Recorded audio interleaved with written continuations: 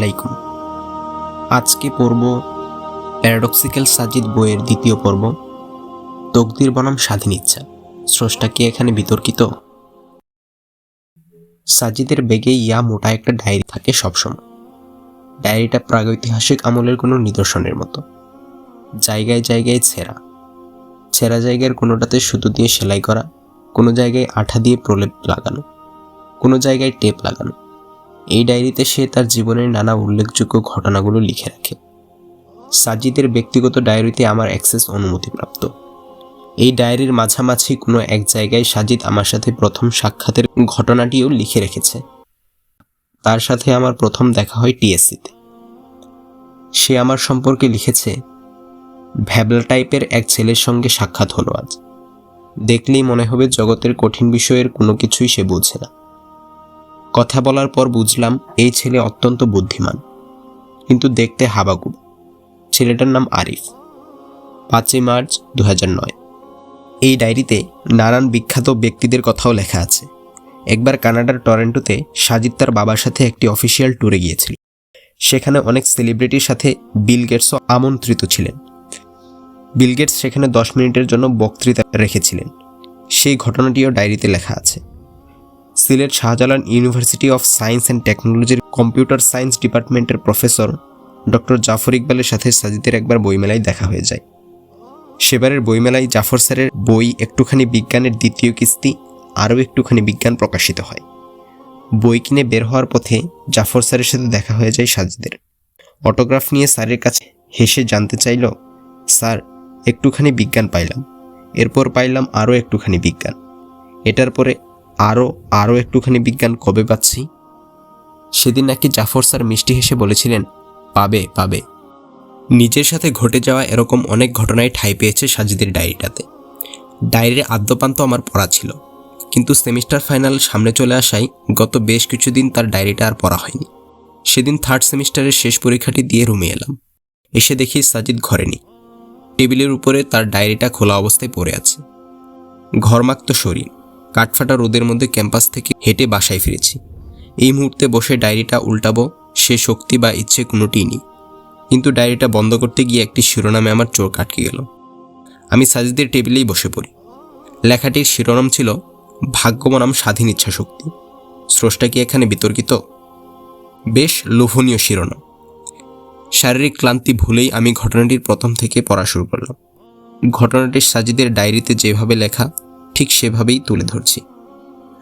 কয়েকদিন আগে ক্লাসের 3rd পিরিয়ডে মফিজুর রহমান স্যার এসে আমাকে দাঁড় করালেন। বললেন, তুমি কি ভাগ্য তকদির বিশ্বাস করো? আমি আচমকা অবাক হলাম। আসলে এই আলাপগুলো হলো ধর্মীয় আলাপ। মাইক্রোবায়োলজির একজন শিক্ষক যখন ক্লাসে এসে এসব জিজ্ঞেস করেন, তখন খানিকটা বিব্রত বোধ করাই স্বাভাবিক। স্যার আমার উত্তরের আশায় মুখের দিকে চেয়ে আছেন। আমি বললাম, জি স্যার, অ্যাজ এ মুসলিম আমি তকদিরে বিশ্বাস করি। এটি আমার ইমানের মূল 7টি বিষয়ের মধ্যে একটি। স্যার বললেন, তুমি কি বিশ্বাস করো যে মানুষ জীবনে যা যা করবে সব কিছুই জন্মের অনেক বছর আগেই তার তকদিরে লিখে দেওয়া হয়েছে? জি স্যার, আমি উত্তর দিলাম। বলা হয়, স্রষ্টা ছাড়া গাছের একটি ক্ষুদ্র পাতাও নড়ে না, তাই না? জি স্যার। ধরো আজ সকালে আমি একজন লোককে খুন করলাম, তাহলে কি আমার তকদিরে এটি পূর্ব নির্ধারিত ছিল না? জি ছিল। আমার তকদির যখন লেখা হচ্ছিল তখন কি আমি জীবিত ছিলাম? না স্যার, জীবিত ছিলেন না। আমার তকদির কে লিখেছে? কার নির্দেশে লেখা হয়েছে? স্রষ্টার। তাহলে সোজা ও সরল লজিক এটাই বলে, আজ সকালে যে খুনটি আমি করেছি সেটি মূলত আমি করিনি। আমি এখানে একটি রোবট মাত্র। আমার ভেতরে একটি প্রোগ্রাম সেট করে দিয়েছেন স্রষ্টা।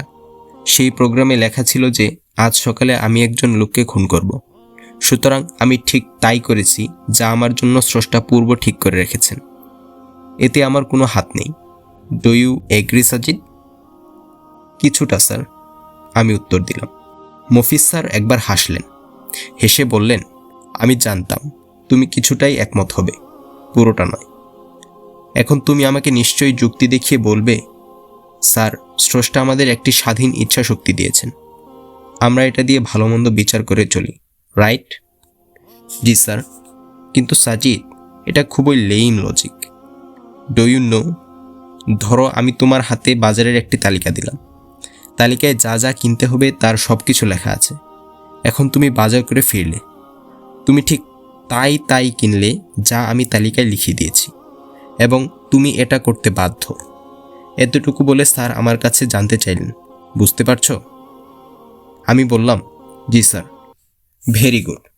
ধরো তুমি বাজার করে আসার পর একজন জিজ্ঞেস করলো, সাজিদ কি বাজার করেছো? তখন আমি উত্তর দিলাম, ও যা যা খেতে মন চেয়েছে তাই কিনেছে। বলো তো আমি সত্যি বলেছি কিনা? আমি বললাম, না, আপনি মিথ্যা বলেছেন। স্যার চিৎকার করে বলে উঠলেন, exactly, you have got the point my dear. আমি মিথ্যা বলেছি। আমি তালিকাতেই বলে দিয়েছি তোমাকে কি কিনতে হবে। তুমি ঠিক তাই কিনেছ যা আমি কিনতে বলেছি। যা কিনেছ সব আমার পছন্দের জিনিস। এখন আমি যদি বলি ওর যা যা খেতে মন চেয়েছে সে তাই কিনেছে, তাহলে এটা একটা ডাহা মিথ্যা কথা হবে, তাই না? জি স্যার। ঠিক স্রষ্টাও এভাবে মিথ্যা কথা বলেছেন, 2 নম্বরই করেছেন। তিনি অনেক আগে আমাদের তাকদির লিখে তা আমাদের গলায় ঝুলিয়ে দিয়েছেন। এখন আমরা সেটাই করি যা স্রষ্টা সেখানে লিখে রেখেছেন। And at the end of the day, এই কাজের জন্য কেউ জান্নাতে যাচ্ছে, কেউ জাহান্নামে। কিন্তু কেন? এখানে মানুষের তো কোনো হাত নেই। মূল্যায়নটা স্রষ্টার তৈরি, আমরা তো জাস্ট পারফর্মার। স্ক্রিপ্ট রাইটার তো স্রষ্টা। স্রষ্টা এর জন্য আমাদের কাউকে জান্নাত, কাউকে জাহান্নাম দিতে পারেন না। যুক্তি তাই বলে, ঠিক? আমি চুপ করে রইলাম। পুরো ক্লাসে পিনপতন নীরবতা বিরাজ করছে তখন। স্যার বললেন, have you any proper logic on that typical question dear? আমি কিছুক্ষণ চুপ করে থাকলাম। স্যার মুচকি হাসলেন।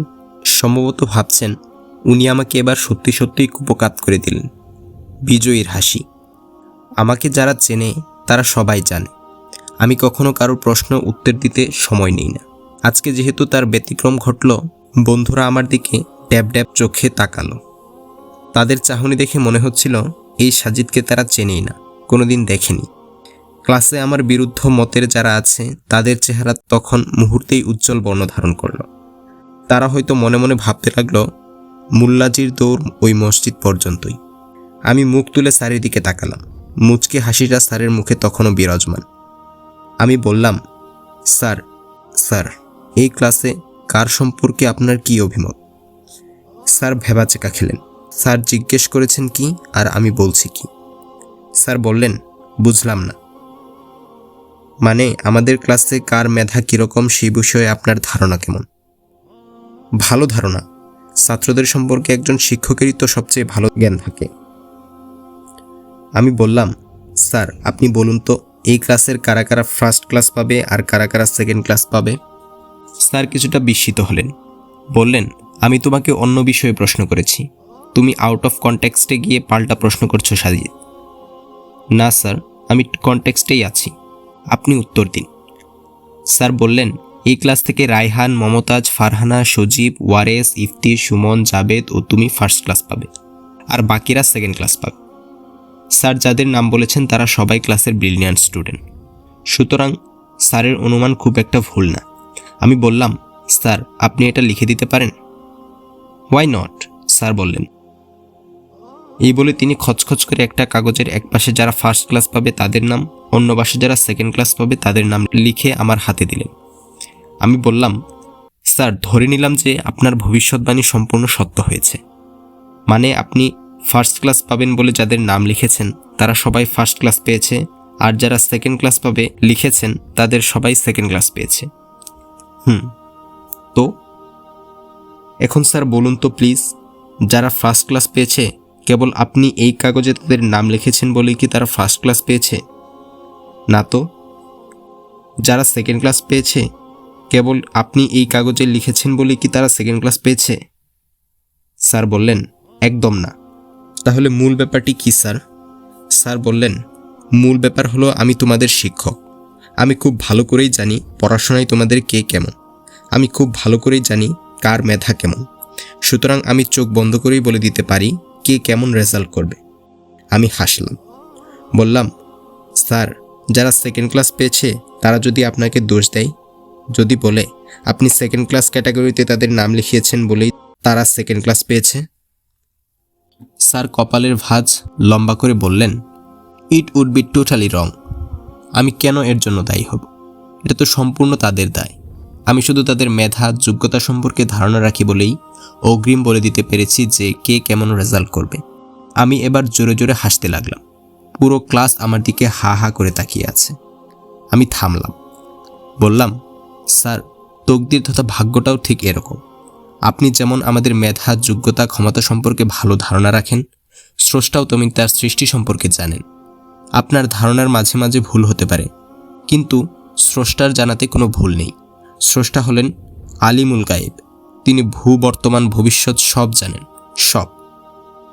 আপনি আমাদের সম্পর্কে পূর্বানুমান করে লিখেছেন যে আমাদের মধ্যে কারা ফার্স্ট ক্লাস পাবে আর কারা সেকেন্ড ক্লাস পাবে। এর মানে কিন্তু এই নয় যে আপনি বলেছেন বলে আমরা কেউ ফার্স্ট ক্লাস পেয়েছি, কেউ সেকেন্ড ক্লাস পাচ্ছি।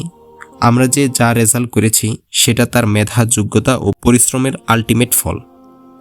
তো স্রষ্টা যেহেতু তার সৃষ্টির ব্যাপারে সব জানেন, কাজেই তিনি সে অনুযায়ী আমাদের তাকদীর লিখে রেখেছেন। তাতে লেখা আছে দুনিয়ায় আমরা কে কি করব। এর মানেও কিন্তু এই নয় যে তিনি লিখে দিয়েছেন বলেই আমরা কাজগুলো করছি, বরং এর মানে হলো তিনি জানেন যে আমরা দুনিয়ায় এই কাজগুলো করব। তাই তিনি তা অগ্রিম লিখে রেখেছেন তাকদীর হিসেবে। আমাদের মধ্যে কেউ ফার্স্ট ক্লাস আর কেউ সেকেন্ড ক্লাস পাওয়ার জন্য যেমন কোনোভাবেই আপনি দায়ী নন, ঠিক সেভাবেই মানুষের মধ্যে কেউ ভালো কাজ করে জান্নাতে আর কেউ খারাপ কাজ করে জাহান্নামে যাওয়ার জন্যও স্রষ্টা দায়ী নন। স্রষ্টা জানেন যে আপনি আজ সকালে একজনকে খুন করবেন, তাই তিনি সেটা আগেই আপনার তাকদীরে লিখে রেখেছেন। এটার মানে এই নয় যে স্রষ্টা লিখে রেখেছেন বলেই আপনি খুনটি করেছেন। এর মানে হলো স্রষ্টা জানেন যে আপনি আজ খুনটি করবেন, তাই সেটা অগ্রিম লিখে রেখেছেন আপনার তাকদীর হিসেবে। স্যার, ব্যাপারটা কি এখন পরিষ্কার? স্যারের চেহারা কিছুটা ফ্যাকাশে মনে হল। তিনি বললেন, এরপর স্যার কিছুক্ষণ চুপ থাকলেন। তারপর বললেন, আমি শুনেছিলাম তুমি কদিন আগেও নাস্তিক ছিলে, আবার আস্তিক হলে কবে? আমি হা হা করে হাসলাম, বললাম, স্যার এই প্রশ্নটা কিন্তু আউট অফ কনটেক্সট। এটা শুনে পুরো ক্লাস হাসিতে ফেটে পড়ল। স্যার এবার ক্লাসের একাডেমিক লেকচার শুরু করলেন। ক্লাসের একদম শেষ দিকে স্যার আবার আমাকে দাঁড় করালেন, বললেন, বুঝলাম স্রষ্টা আগে থেকে জানেন বলেই লিখে রেখেছেন। তিনি যেহেতু আগে থেকেই জানেন কে ভালো কাজ করবে আর কে খারাপ কাজ করবে, তাহলে পরীক্ষা নেওয়ার কি দরকার? যারা জান্নাতে যাওয়ার তাদের জান্নাতে, আর যারা জাহান্নামে যাওয়ার তাদের জাহান্নামে পাঠিয়ে দিলেই তো হতো, তাই না? আমি আবার হাসলাম। আমার হাতে স্যারের লিখে দেওয়া কাগজটি তখনও ধরা ছিল। আমি সেটা স্যারকে দেখিয়ে বললাম, স্যার এই কাগজে কারা কারা ফার্স্ট ক্লাস পাবে আর কারা কারা সেকেন্ড ক্লাস পাবে তাদের নাম লেখা আছে। তাহলে এই কাগজটির ভিত্তিতেই রেজাল্ট দিয়ে দিন। বাড়তি করে পরীক্ষা নিচ্ছেন কেন? স্যার বললেন, পরীক্ষা না নিলে এই বলে অভিযোগ করতে পারে যে স্যার আমাকে ইচ্ছা করেই সেকেন্ড ক্লাস দিয়েছে। পরীক্ষা দিলে আমি হয়তো ঠিকই ফার্স্ট ক্লাস পেতাম। আমি বললাম, একদম তাই স্যার, স্রষ্টাও এজন্য পরীক্ষা নিচ্ছেন, যাতে কেউ বলতে না পারে দুনিয়ায় পরীক্ষার ব্যবস্থা থাকলে আমি অবশ্যই আজকে জান্নাতে থাকতাম। স্রষ্টা ইচ্ছা করেই আমাদেরকে জাহান্নামে পাঠিয়েছেন। ক্লাসের সবাই হাততালি দিতে শুরু করলো। স্যার বললেন, Sajid, I have a last question. Definitely sir, আমি বললাম। আচ্ছা, যে মানুষ পুরো জীবনে খারাপ কাজ বেশি করে সে অন্তত কিছু না কিছু ভালো কাজ তো করে, তাই না? জি স্যার। তাহলে এই ভালো কাজগুলোর জন্য হলেও তো তার জান্নাতে যাওয়া দরকার, তাই না? আমি বললাম, স্যার পানি কিভাবে তৈরি হয়? স্যার আবার অবাক হলেন। হয়তো বলতে যাচ্ছিলেন যে এই প্রশ্নটাও আউট অফ কনটেক্সট, কিন্তু কী ভেবে যেন চুপসে গেলেন। বললেন, 2 ভাগ হাইড্রোজেন আর 1 ভাগ অক্সিজেনের সংমিশ্রণে। আমি বললাম, আপনি 1 ভাগ হাইড্রোজেন আর 1 ভাগ অক্সিজেন দিয়ে পানি তৈরি করতে পারবেন? কখনোই না। ঠিক সেভাবে 1 ভাগ ভালো কাজ আর 1 ভাগ মন্দ কাজে জান্নাত পাওয়া যায় না। জান্নাত পেতে হলে হয় 3 ভাগই ভালো কাজ করতে হবে, নতুবা 2 ভাগ ভালো কাজ 1 ভাগ মন্দ কাজ করতে হবে। অর্থাৎ ভালো কাজের পাল্লা ভারী হওয়া আবশ্যক। সেদিন স্যার আর কোনো প্রশ্ন আমাকে করেননি। ডায়েরিতে সাজিদের লেখা এক নিঃশ্বাসে পুরোটা পড়ে ফেললাম, কোথাও একটুও থামিনি। পড়া শেষে যেইমাত্র ডায়েরিটা বন্ধ করতে যাব, অমনি দেখলাম পেছন থেকে সাজিদ এসে আমার কান মলে ধরেছে। বলল, তুই তো সাংঘাতিক লেভেলের চোর, চুরি করে আমার ডায়েরি পড়ছিস। আমি হেসে বললাম, হা হা হা হা হা, ভুলে গেছিস যে এই ডায়েরি পড়ার অ্যাক্সেস তুই নিজেই আমাকে দিয়েছিলি। সাজিদ জিহবাই কামড় দিয়ে বলল, সেটা আমার উপস্থিতিতে কিন্তু। আমি প্রসঙ্গ ঘুরিয়ে দিতে বললাম, স্যারকে তো সেদিন ভালো জব্দ করেছিস রে দোস্ত। কথাটা সে কানে নিল বলে মনে হলো না। নিজের সম্পর্কে কোনো কমপ্লিমেন্টই সে আমলে নেয় না। গামছায় মুখ মুছতে মুছতে খাটের উপর শুয়ে পড়ল। আমি তার কাঁধে হাত রাখলাম, বললাম, সাজিদ, একটা কথা বলবো? বল। জানিস জানিস একসময় যুবকেরা হিমু হতে চাইতো। হলুদ পাঞ্জাবি গায়ে দিয়ে মরুভূমিতে গর্ত খুঁড়ে জ্যোৎস্না দেখার স্বপ্ন দেখত। দেখিস এমন একদিন আসবে যেদিন যুবকেরা সাজিদ হতে চাইবে, ঠিক তোর মতো। কথাগুলো বলেই আমি সাজিদের দিকে তাকালাম। দেখলাম ততক্ষণে সে ঘুমিয়ে পড়েছে, অঘোর ঘুম। এক প্রশান্ত মুখের দিকে তাকিয়ে আমি চোখ ফেরাতে পারছি না।